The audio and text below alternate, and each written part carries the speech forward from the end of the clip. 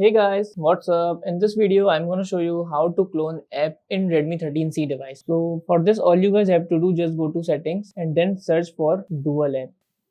Basically, clone app need dual application. So just click on create. Now after that, you see we have recommended 3 application which can support dual app, and these are also the application which can also support dual app. So if you want to select Instagram, just click on dual app, but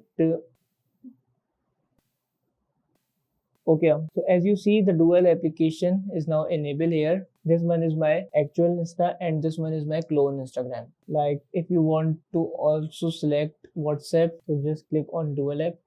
As you see, created dual app successfully. Now go back and this one is the dual applications and this one is a clone WhatsApp. So this is how guys we can use clone apps or dual apps in Redmi 13C device. So that's it about the video. If this video helped you guys, kindly like the video and follow us for more tips and tricks. See you guys in next video. Take care.